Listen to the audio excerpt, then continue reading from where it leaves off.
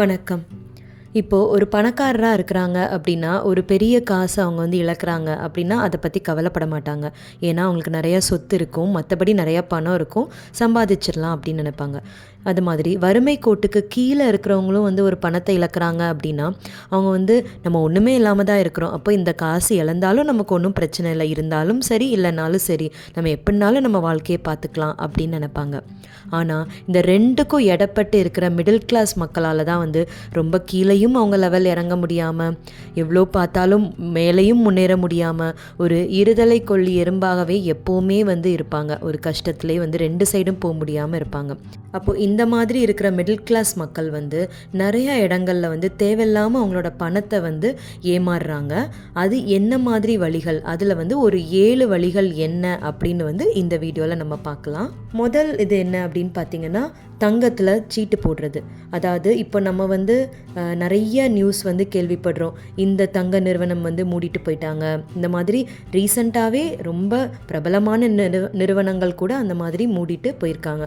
அப்போ அங்கே வந்து சீட்டு போட்டவங்களால வந்து எல்லாமே அவங்க பணம், கஷ்டப்பட்டு சேர்த்த பணம் எல்லாமே வந்து ஏமாந்து போயிடுறாங்க. அப்போது இந்த மாதிரி சீட்டு போடுறது வந்து நம்ம வந்து 100% நம்பி வந்து அதை இருக்க முடியாது.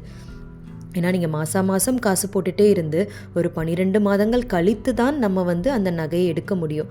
அப்போது அது வரைக்கும் நல்லா இருக்கிற நிறுவனம் கூட அதுக்கப்புறம் கூட லாஸில் போய் மூடிட்டு போகலாம்.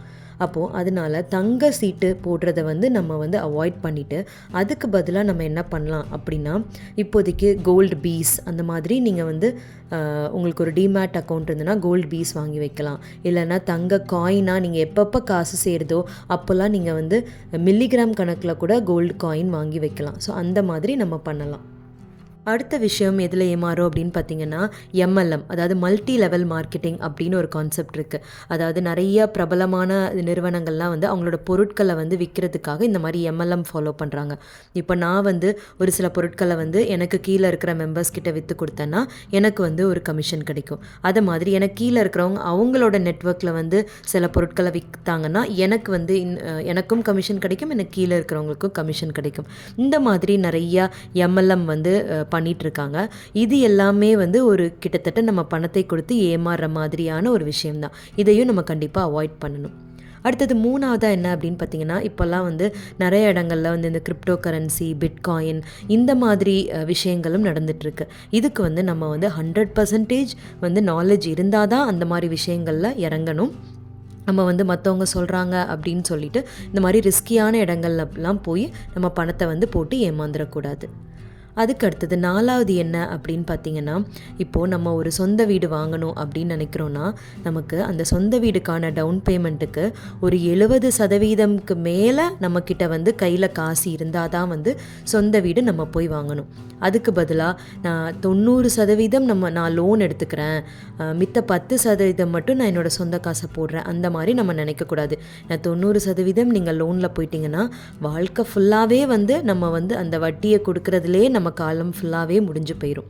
அப்படி நீங்கள் அந்த மாதிரி ஒரு வீடு வாங்குறீங்க அப்படின்னா நம்ம வந்து அதுக்கு பதிலாக நம்ம வந்து ஒரு லேண்டாக வாங்கி வைக்கலாம். அதோட வேல்யூ வந்து இன்னுமே அதிகமாக ஆகும். இந்த சொந்த வீடு அல்லது சொந்த லேண்ட் வாங்கும்போது ஒரு முக்கியமான விஷயம் என்ன அப்படின்னு பார்த்தீங்கன்னா, இப்போல்லாம் பார்த்தீங்கன்னா சென்னையில் வந்து ஏரி மேலே வந்து வீடு கட்டுறது, இந்த மாதிரி நிறையா வந்து மிடில் கிளாஸ் மக்கள் வந்து ஏமாறுறாங்க.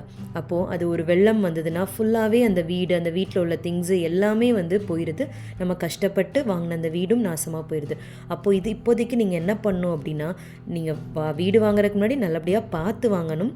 அதற்கப்புறம் இன்னொன்று வந்து, நீங்கள் ஒரு வீடு வாங்குறீங்கன்னா அந்த வீடு, அதற்குரிய திங்ஸு எல்லாத்துக்குமே நீங்கள் வந்து இன்சூரன்ஸ் எடுக்கிறது வந்து ரொம்ப ரொம்ப நல்லது. அடுத்தது 5வதாக நம்ம பணத்தை எங்கே ஏமாறுறோம் அப்படின்னு பார்த்தீங்கன்னா, இப்போ வந்து நிறைய இடத்துல வந்து நிறைய அதிகமாக வட்டி தராங்க, 20 வட்டி 30 வட்டிலாம் தராங்க. அந்த மாதிரி சொல்லி நம்ம பணத்தை கொண்டு போய் யார்கிட்டயா தெரியாதவங்கள்ட்ட கொடுக்கறது, அந்த மாதிரிலாம் நம்ம பணத்தை கொடுக்கக்கூடாது. ஏன்னா மேபி 1 மாதம் 2 மாதம் நமக்கு அந்த மாதிரி தருவாங்க, ஆனால் அதுக்கப்புறம் நம்ம கொடுத்த மொத்த பணமே வந்து எடுத்துகிட்டு காணாமல் கூட போயிடலாம்.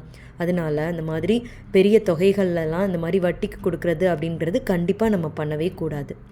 அடுத்தது 6வதாக என்ன அப்படின்னு பார்த்தீங்கன்னா, இப்போ புதுசாக வந்து நிறைய இந்த மாதிரி உருவாயிருக்கு. அதாவது ஆன்லைனில் ரம்மி விளாடுறது, இந்த மாதிரி ஆன்லைன் நிறைய விளையாட்டுகள் ஆன்லைனில் விளாடுறாங்க. அதுக்குமே வந்து நிறைய காசு கிடைக்குது, வின் பண்ணலாம் அந்த மாதிரி சொல்லி அதில் லட்சக்கணக்கில் பணத்தை போட்டு கடன் வாங்கி வீட்டு நகைகளெல்லாம் வச்சு கடன் வாங்கி பணம் போட்டு அதில் லாஸ் ஆகி அதனால் தற்கொலை பண்ணவங்க அந்த நியூஸ் எல்லாமே நம்ம கேள்விப்படுறோம். ஸோ இந்த மாதிரி விஷயங்கள்லையும் நம்ம பணத்தை வந்து ஏமாறக்கூடாது. கடைசியாக 7வதாக நம்ம எதில் ஏமாறோம் அப்படின்னு பார்த்திங்கன்னா, நமக்கு வந்து ஒரு கார் இருக்குது, ஒரு பைக் இருக்குது அப்படின்னா அதை வந்து நமக்கு தேவையானதாக மட்டுமே வந்து நம்ம உபயோகப்படுத்தணும். சரி, மற்றவங்க வந்து இந்த மாடல் கார் வச்சுருக்காங்க, இந்த மாடல் பைக் வச்சுருக்காங்க, அந்த மாதிரி நினச்சிட்டு நம்ம லக்ஸரியாக போய் அதை வந்து வாங்குறது வந்து தேவையானதே கிடையாது. நமக்கு என்ன தேவையோ நம்மளோட பேசிக் விஷயத்துக்காக மட்டும் நம்ம வந்து ஒரு வண்டி வச்சுருக்கணும். அதே மாதிரி தான் எலக்ட்ரானிக் கேட்ஜெட்ஸும். எனக்கு என்ன தேவையோ வீட்டுக்கு ஒரு கம்ப்யூட்டர், ஒரு லேப்டாப் வேணும், ஒரு மொபைல் வேணும், இந்த மாதிரி பேசிக்கான விஷயங்கள் தான் நம்ம வச்சுருக்கணும். நம்ம வந்து புது என்னெல்லாம் வந்து டெக்னாலஜி வருதோ, என்னென்ன மார்க்கெட்டில் புது கேட்ஜெட்ஸ் வருதோ அதெல்லாம் வாங்கி வைக்கணும் அப்படின்னு அவசியமே கிடையாது. ஸோ இந்த மாதிரி ஒரு 7 விஷயங்களில் வந்து மிடில் கிளாஸ் மக்கள் வந்து அவங்களோட பணத்தை கொடுத்து ஏமாறுறாங்க. அதனால இதெல்லாம் நம்ம அவாய்ட் பண்ணிக்கிறது ரொம்பவே நல்லது. நன்றி.